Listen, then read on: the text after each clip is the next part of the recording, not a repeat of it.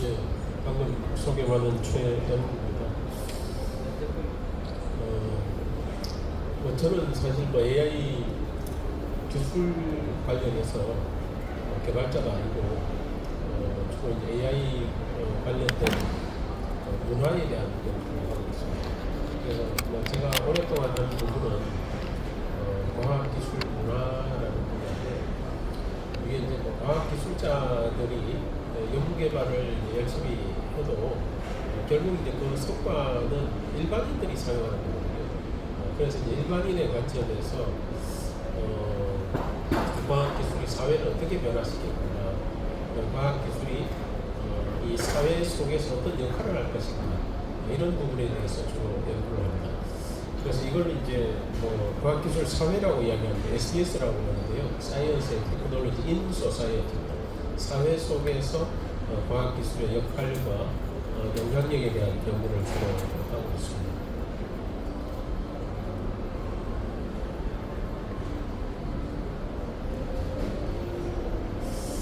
예, 제가 말씀드릴 순서는 일단 디지털 혁명, 다 아시는 분야고, 그다음 지금 이제 디지털 전환에서 인공지능 전환, 이런 이제 국면이 바뀌고 있고, 그다음에 이제 제가 이제 문화 관련된 문화 콘텐츠 관련된 연구를 하니까 문화부에서도 이제 디지털 전환이나 AI 전환으로부터 벗어날 수 없습니다. 그래서 이제 AI 기술이나 디지털 기술이 발전하면 문화의 예술은 어떤 방식으로 변화할 것인가, 그 이야기를 좀 드리고, 그 다음에 이제 디지털 AI 전환과 소비 트렌드 변화인데요. 사실은 이제 기술 발전이라는 게 경제나 산업을 근본적으로 변화를 시키고 재편을 하지만, 결국 이제 일반인들의 관점에서 가장 중요한 것은 문화적인 변화죠. 기술이 우리 삶에 뭔가 영향을 미치고 우리 삶을 변화시키고, 이게 중요한 거예요. 그래서 그런 관점에서 바라봐야 되는 거고, 이게 예를 들어 공급자의 관점에서 아무리 좋은 기술이라고 하더라도 사회적으로 수용되지 않으면 별로 의미가 없어요. 그래서 이제 소비자들에 대한 반응을 이끌어내지 못하면 이게 아무런 의미가 없기 때문에 그런 어떤 문화 변동과 문화 변동이 가장 집약적으로 나타나는 부분이 결국 소비입니다, 소비. 그래서 뭔가 쇼핑을 하고, 그 다음에 음악을 즐기고 콘서트를 하고, 이런 것들이 다 이제 문화인데, 문화라는 게 결국은 웨이 오브 라이프거든요. 우리가 이제 인생을 어떻게 사느냐, 삶의 방식 같은 거거든요. 그래서 이제 이런 디지털 기술이 변화시키는 것은 결국 인간의 관점에서 볼 때는 우리의 삶의 방식입니다. 우리가 문화를 즐기고 삶을 향유하는 방식을 바꾸는 거거든요. 그래서 그런 관점에서 소비 트렌드 변화를 좀 말씀을 드리고, 마지막으로 지금 인공지능 이 국면, 인공지능 전환 국면에서 우리가 이제 가져야 되는 자세, 그렇게 해서 마무리를 하도록 하겠습니다.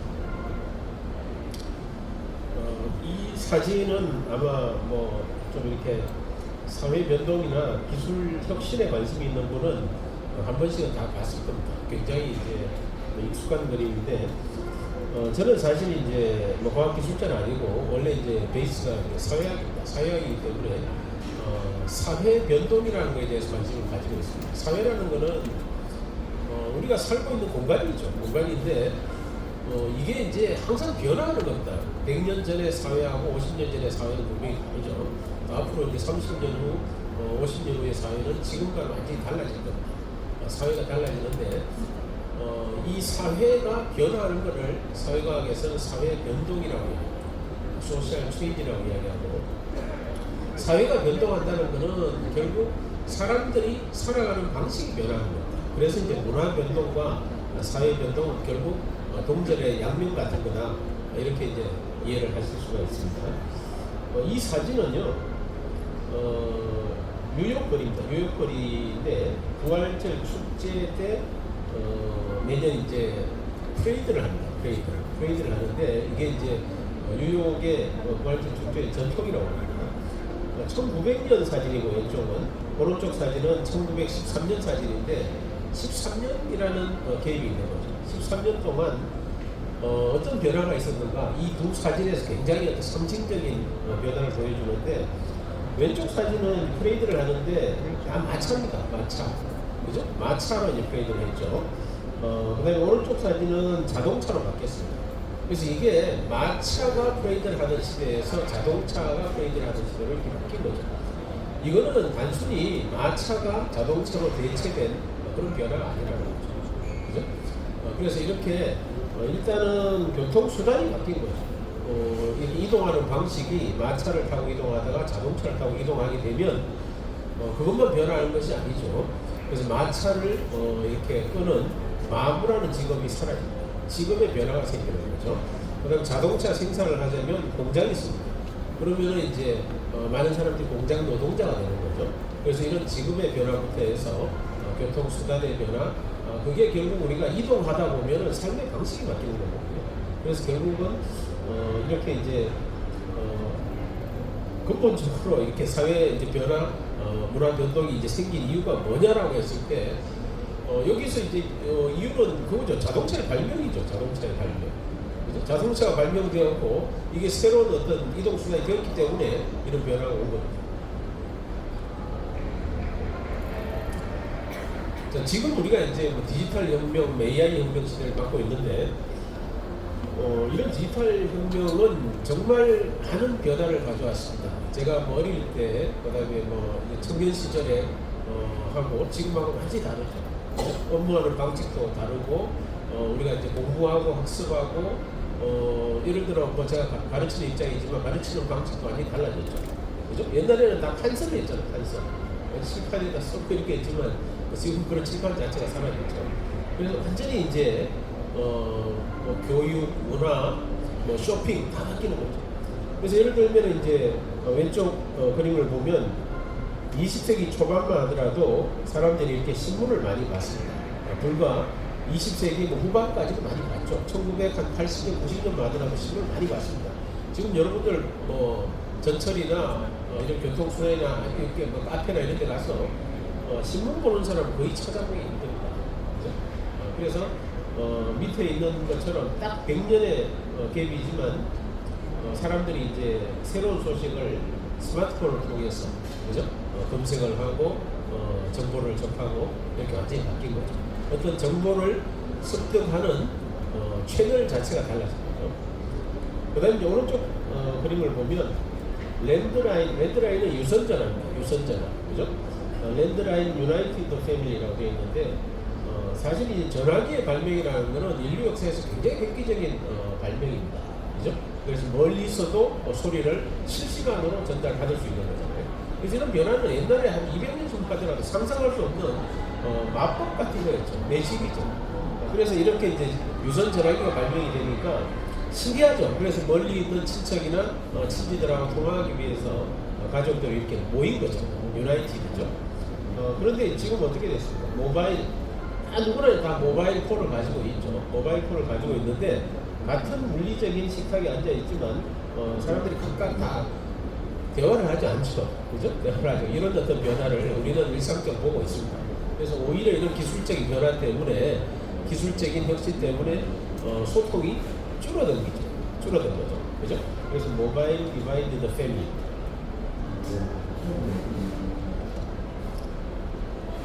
그 다음에 이제 왼쪽 그림은 연날리는 모습인데 이게 이제 불과 한 20년 전만 하더라도 명절 때가 되면 어린애들이 이제 나와서 공간에서 연을 날렸습니다. 근데 요즘 연날리는 모습을 거의 찾아볼 수가 없습니다.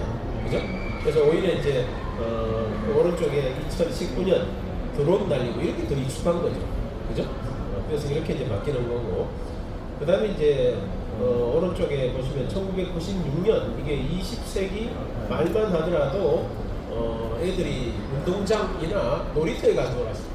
그죠? 나가서 흙을 만지면서 놀았죠. 그래서 붓을 치기도 하고 뭐 이렇게 공놀이도 하면서 놀았는데, 그래서 이제 부모들이 애를 찾아서 끌고 들어오는 거 차도 안 들어오니까. 그런데 지금은 나가지를 않습니다, 애들이. 그죠? 나가지를 않고 다 PC 앞에서 게임을 하고 있죠. 게임을 하면서 온라인 공간에서 만납니다. 그래서 하도 안 나가니까 엄마가 이렇게 좀 제발 좀 나가서 놀아라 끌고 나가는 이런 장면입니다.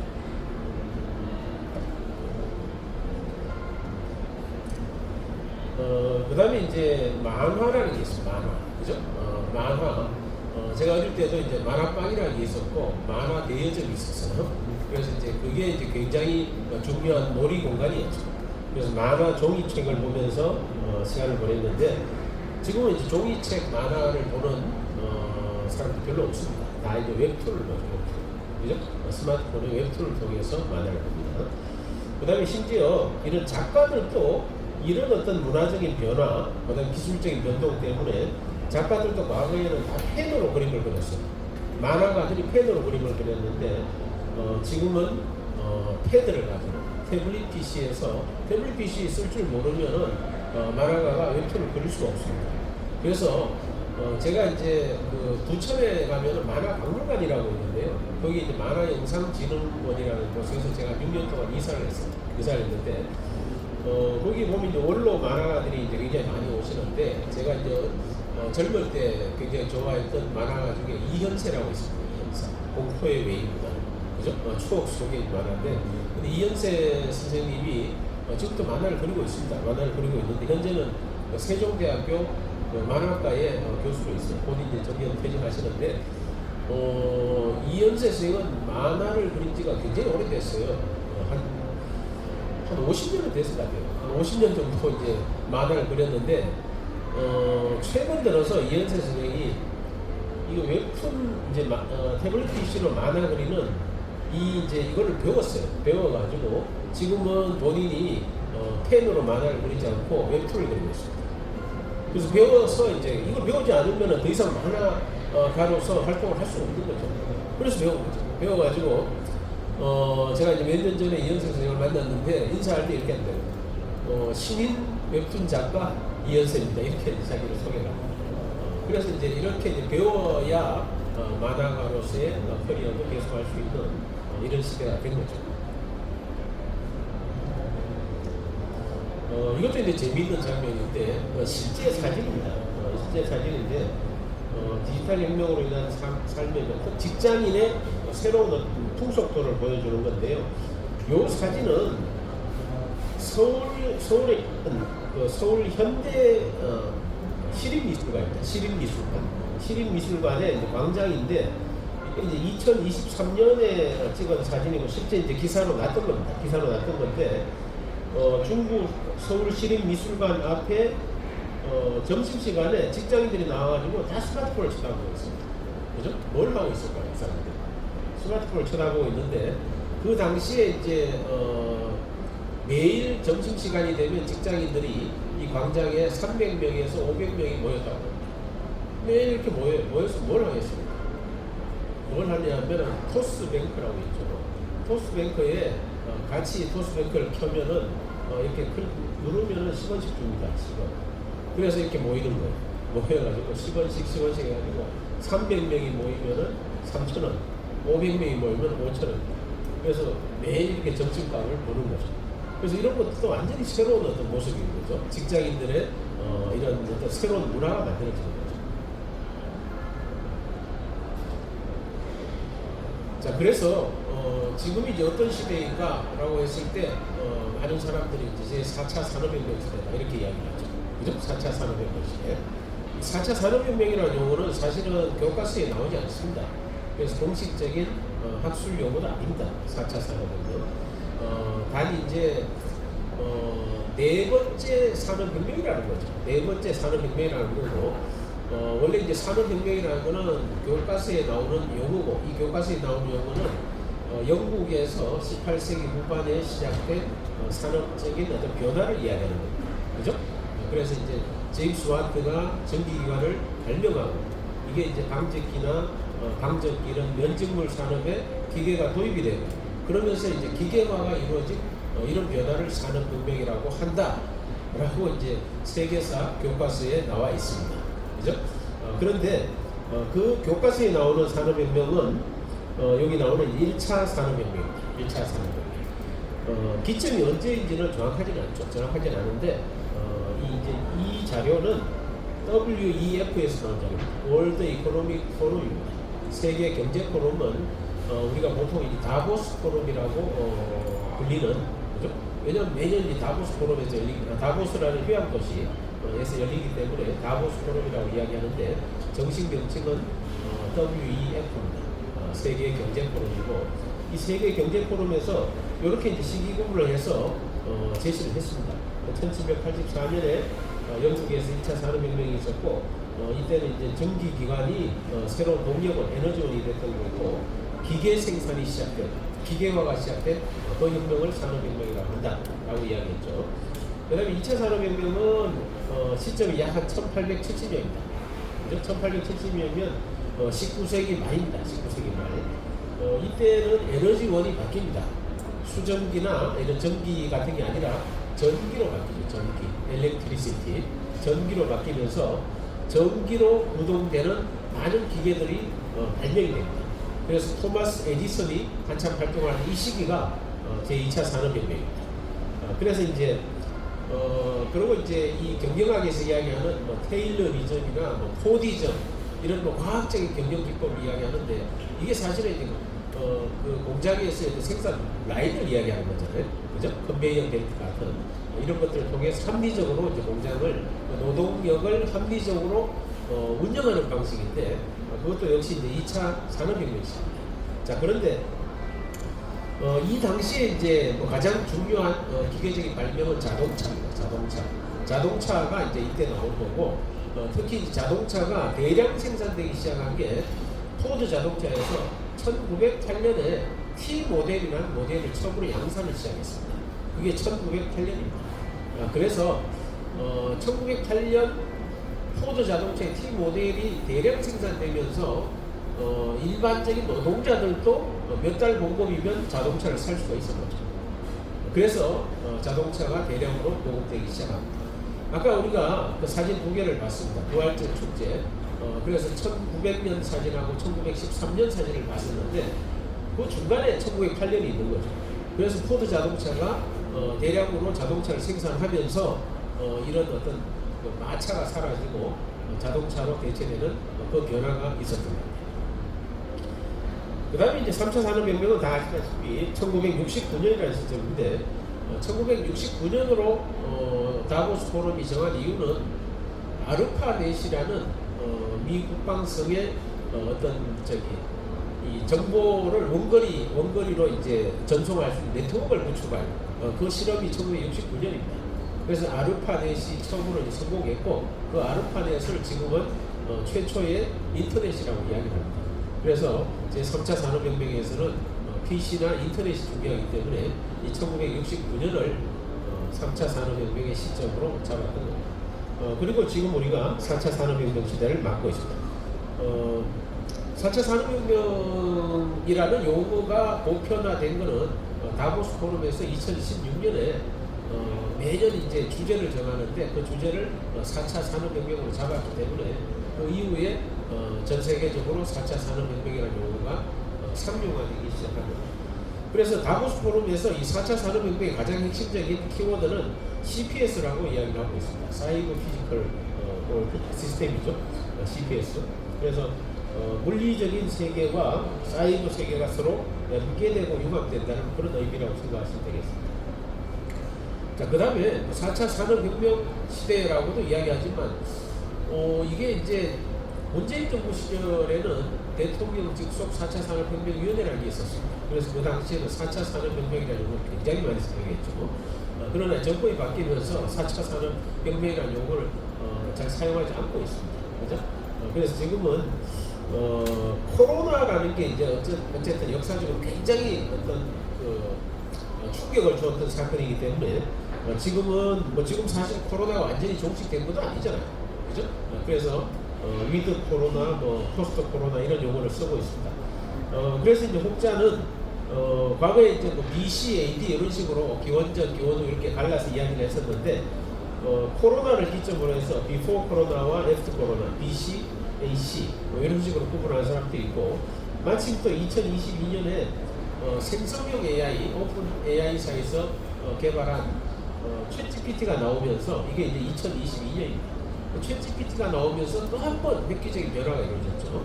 그래서 또다시 before 챗GPT, after 챗GPT 이것도 이제 BC, AC입니다. 그래서 지금은 뭐 4차 산업혁명 시대이면서 코로나 시대이면서 또 인공지능 전환 시대라고 할 수가 있겠습니다.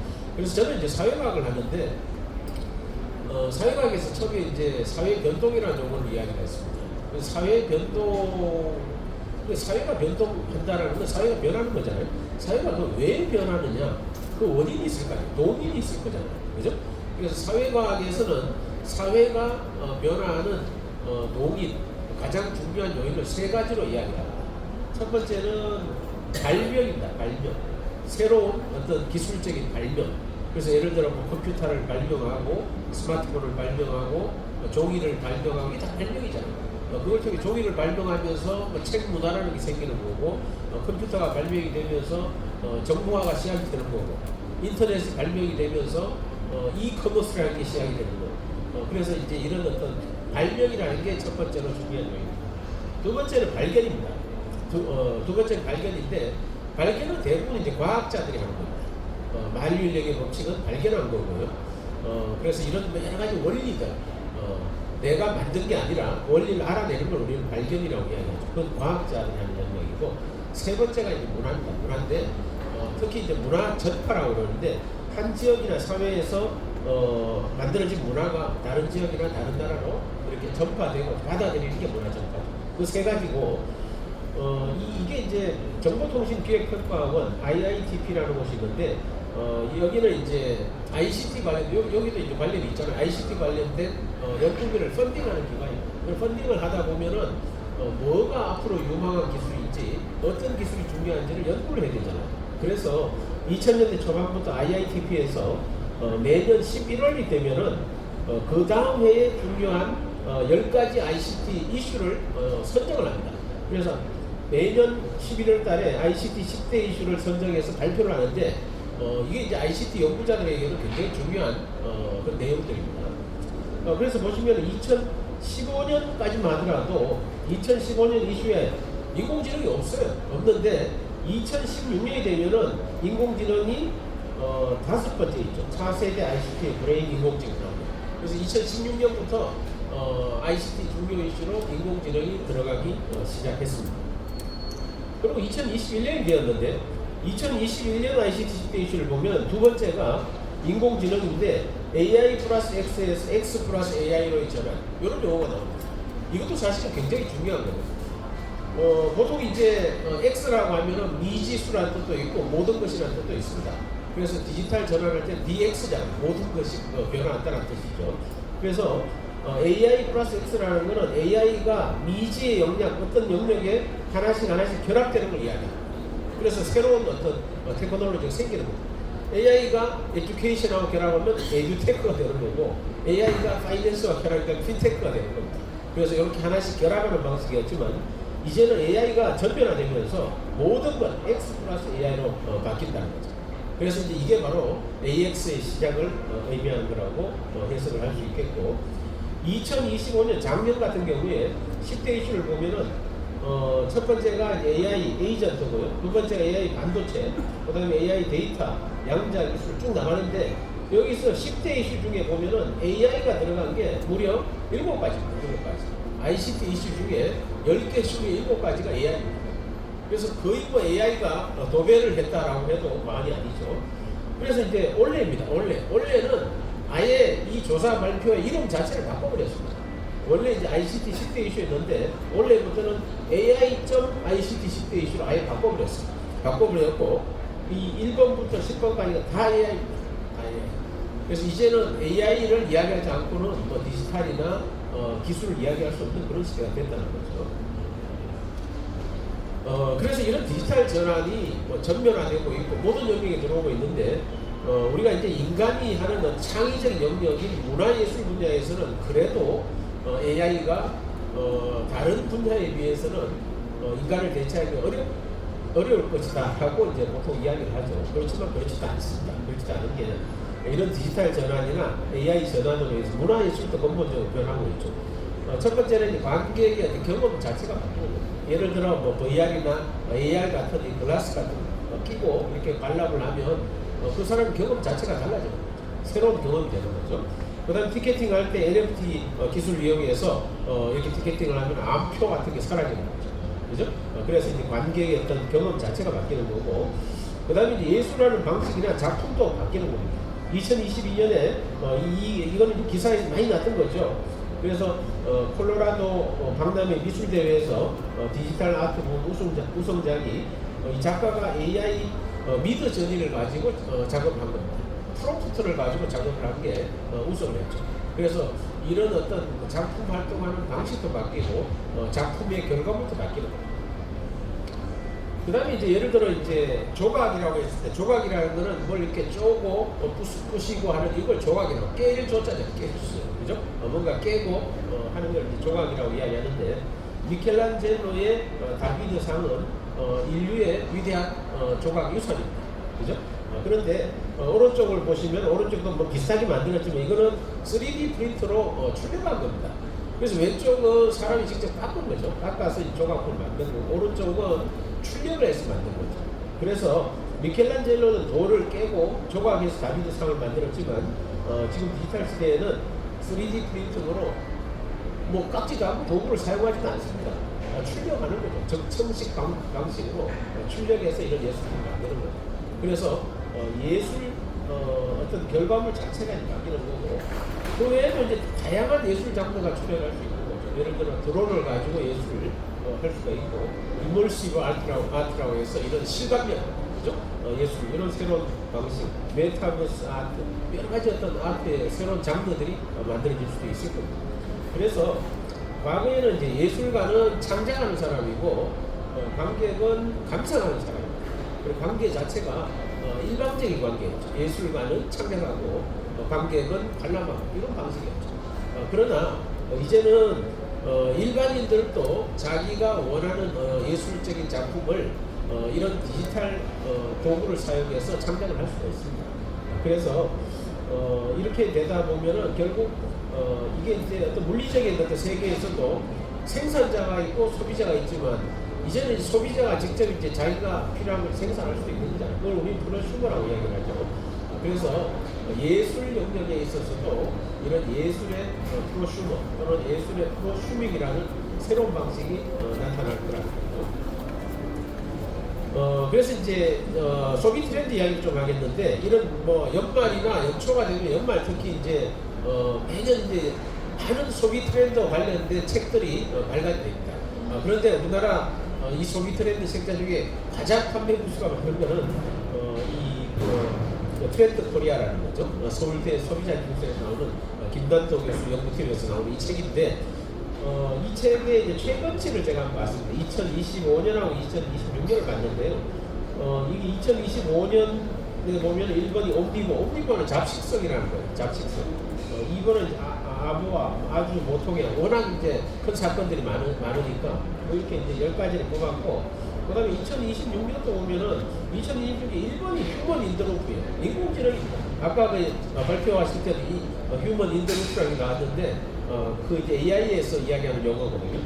그래서 이렇게 10대 이슈 중에 보면은 디지털 기술이나 AI 관련된 기술이 들어가기 시작했다는 거예요. 과거 한 5년 전만 하더라도 이런 기술적인 게 소비 트렌드에 들어가지 않았습니다. 자, 그래서 제가 디지털 전환이나 AI 전환과 직접적으로 연결되는 소비 트렌드를 몇 가지를 살펴봤는데, 예를 들어 이제 트렌드 코리아 2025에 보면 페이스테크라는 용어가 나와요. 얼굴, 그죠? 그래서 예를 들면 태블릿 PC에 이렇게 로그인을 할 때 얼굴 안면 인식을 하잖아요. 그죠? 그렇게도 하고, 그 다음에 이제 얼굴과 관련된 여러 가지 이모티콘이나 뭐 이런 걸 통해서 이런 교감을 합니다. 그래서 그런 것들을 페이스테크라고 이름을 붙였더라고요. 그 다음에 이제 AI 기반의 어떤 개인화, 소비, 이런 게 앞으로는 점점 더 심화될 수 되겠죠. 개인의 어떤 취향에 맞게 맞춤형으로 그 알고리즘을 통해서 필요한 것들을 추천해주는 이런 방식이죠. 그 다음에 이제 디지털 기술이 확산이 되고 AI 기술이 전면화되면은 이걸 많이 이용을 하게 되죠. 많이 이용을 하게 되지만, 다른 한편으로는 옛날 우리가 익숙했던 방식, 아날로그적인 방식, 여기에다 향수를 불러일으키게 됩니다.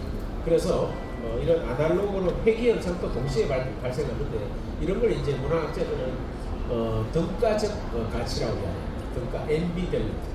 두 가지의 서로 다른 가치가 동시에 나타나는 거죠. 한편에서는 디지털 기술을 많이 사용하지만 다른 한편에서는 아날로그로 이제 복귀하고 싶은 이런 욕구에 동시에 나타납니다. 그 다음에 이제 트렌드 코리아 2026에 보면은 휴먼 인더 루프라는 용어는, 루프라는 용어는 고리라는 뜻입니다. 고리.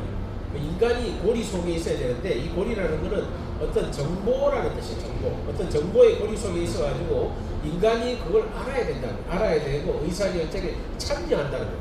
그래서 AI에 있어서도 인간이 인더 루프에 있는 것이 굉장히 중요하다라고 이제 인공지능 분야에서 기술자들도 이런 이야기를 하고 있죠. 그 다음에 이제 과거에는 검색하고 선택하고 이런 것들이 인간이 다 했죠. 검색하고 직접 비교하고 인간이 직접 했지만 이제는 자동으로 AI가 스스로 검색하고 스스로 비교해서 스스로 추천을 해줍니다.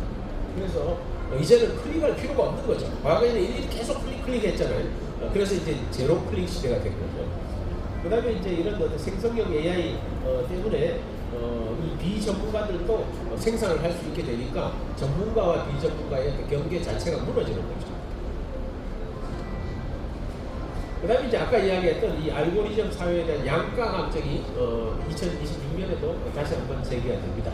그래서 디지털 기술, AI 기술을 의존하면서도 다른 한편으로는 아날로그는 복귀하고 싶은 이런 것들이 동시에 나타나는 거죠. 그래서 이런 어떤 디지털 AI 기술 때문에 문화 소비에서 근본적으로 크게 세 가지가 변하는 겁니다. 과거에는 뭔가를 이제 내가 어떤 물건을 직접적으로 소유하고 독점적으로 사용을 해요. 자동차도 사고, 뭐 기계도 사고, 컴퓨터도 사고, 스마트폰도 사야 되는 거예요. 사야 되지만 앞으로는 이제 구독이라는 방식, 필요할 때만 접속하는 구독이라는 방식으로 바뀌는 거고, 과거에는 인간이 일일이 다 알아서 했습니다. 그죠? 검색하고 비교하고 인간이 다 했지만 이제는 알고리즘이 하죠. 알고리즘. 그죠? 그 다음에 이제 생산 주체도 과거에는 전문가가 했지만 앞으로는 누구나 생산할 수 있는 이런 이제 시대로 바뀌는 거죠. 그 다음에 또 한 가지는 SNS의 중요성입니다. 소셜미디어가 굉장히 중요해지고 있습니다. 소셜미디어.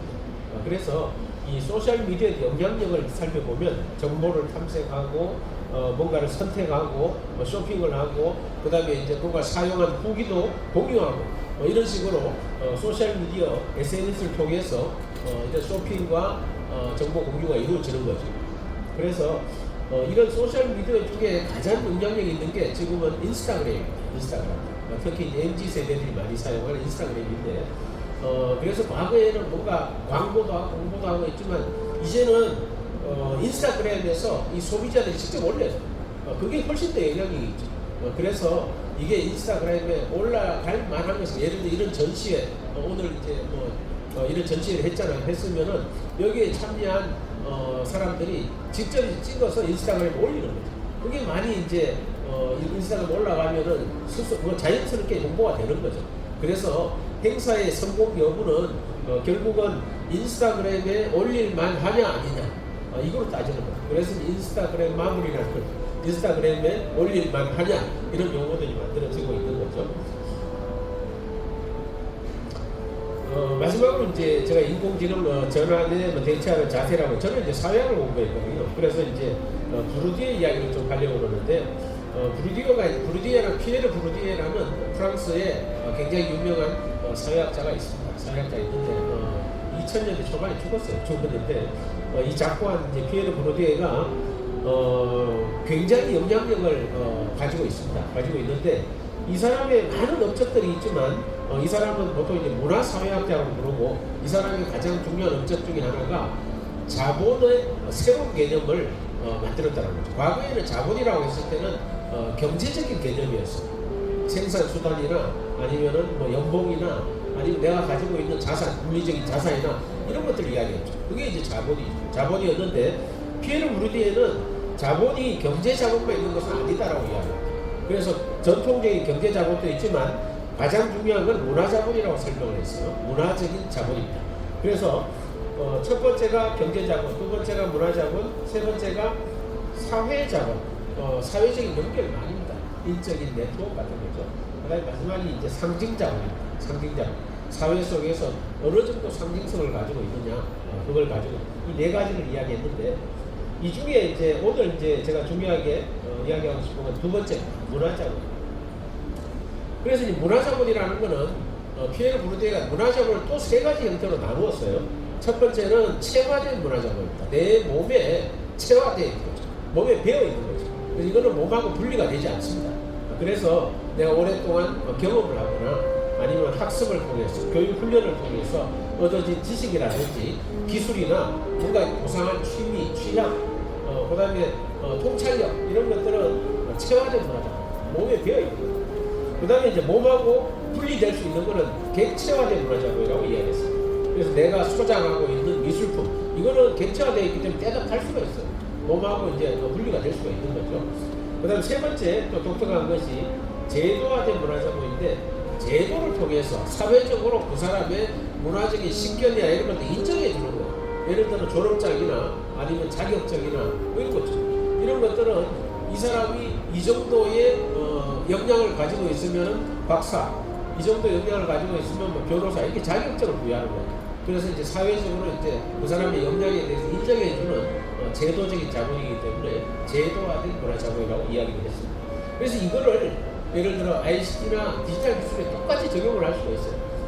이 사람이 예를 들어 뭐 코딩이나 프로그래밍 능력이 뛰어나다, 이것도 이제 뭐 태어나면서부터 가지는 능력은 아니거든요. 배우고 트레이닝하고 뭔가 좀 이렇게 개발자로서의 경험을 통해서 이루어지는 거기 때문에 이거는 체화된 문화자본이죠. 체화된 문화자본.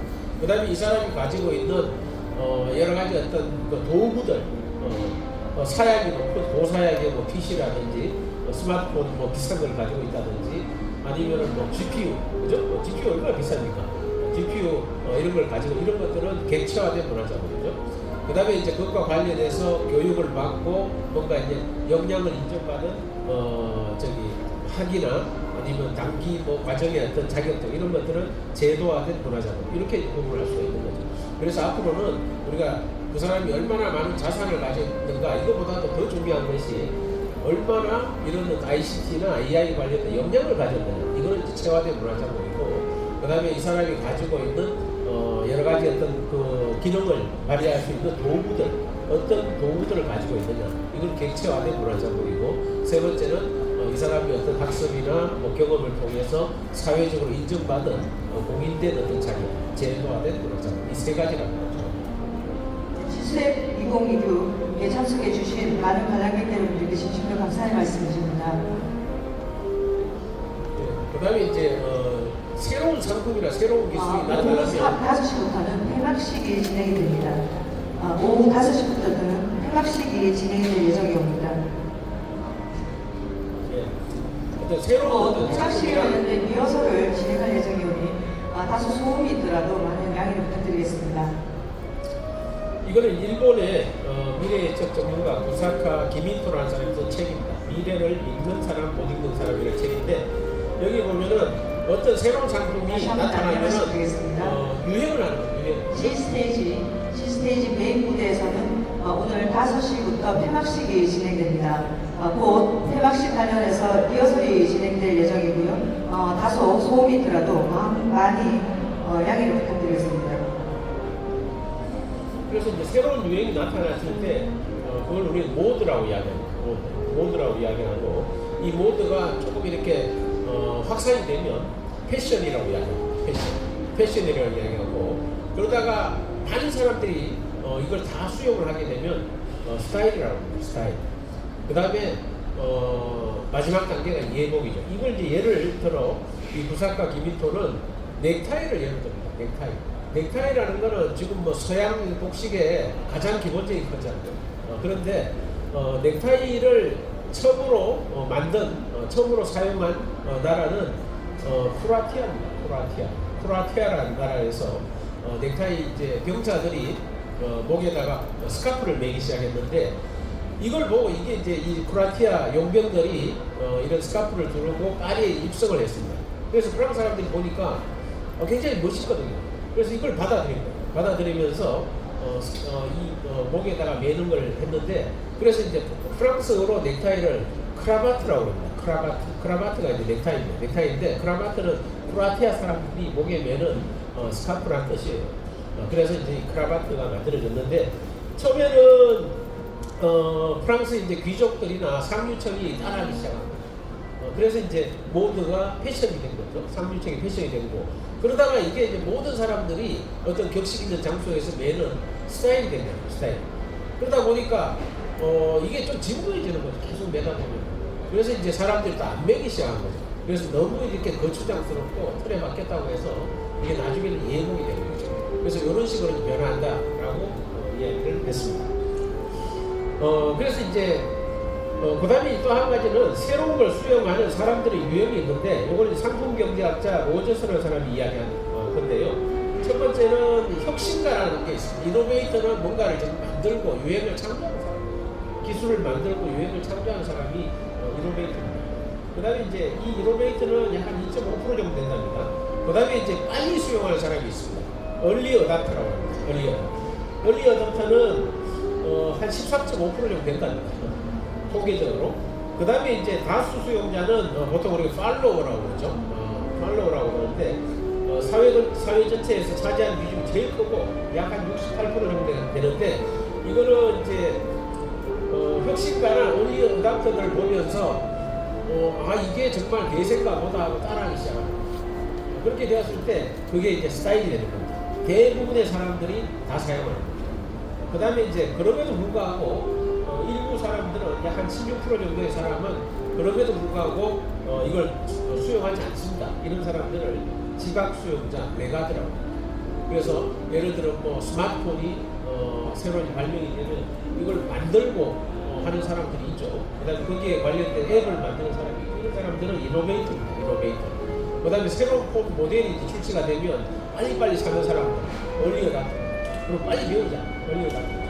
그러다가 이제 다른 사람들 보니까 이걸 많이 쓰는구나 해서 이렇게 따라 사기 시작한 거죠. 그게 이제 팔로우. 그런데 그럼에도 불구하고 스마트폰을 안 쓰는 사람이 있습니다. 예끝이 좋아라고 이야기하면서 안 쓰는 사람이 있고 그런 사람들 레가드죠. 그래서 모든 사회, 모든 조직에는 이렇게 이노베이터와 얼리 어답터와 팔로우와 레가드가 다 있는 거죠. 그래서 이거를 이제 아까 이야기했던 모드 패션하고 이렇게 매칭을 해보면은 이노베이터가 뭔가를 하는 단계는 모드입니다. 모드. 새로운 유행이 만들어지는 거예요. 만들어지는 모드입니다. 그 다음에 얼리 어답터는 패션입니다. 그래서 유행을 선도하게 되는 거예요. 얼리 어답터들이 새로운 유행, 새로운 문화적인 방식을 선도하게 되는 거죠.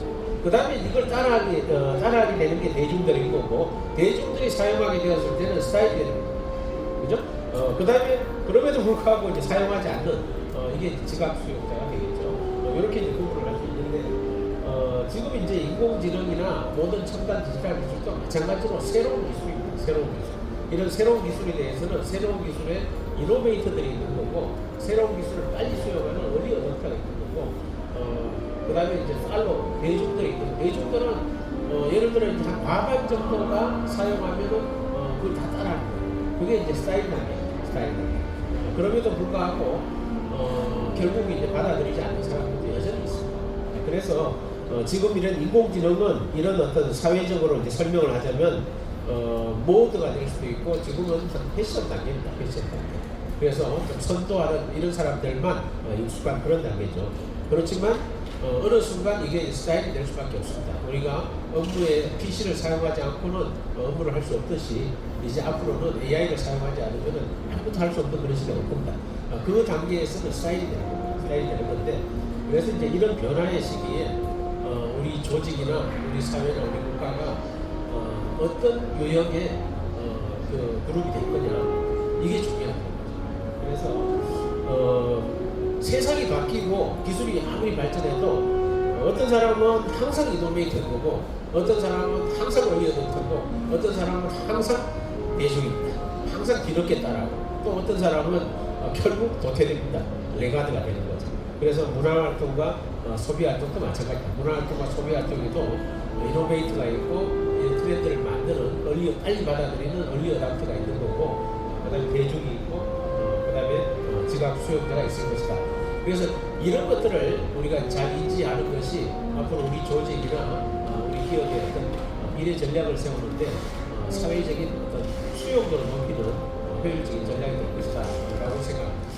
제 이야기는 이게 마지막 시간이 되다 보니까 이 주의도 좀 산만해지고 해서 조금 일찍 마치도록 하겠습니다. 지금 한 40분인데요. 제 이야기는 여기서 마치도록 하겠습니다.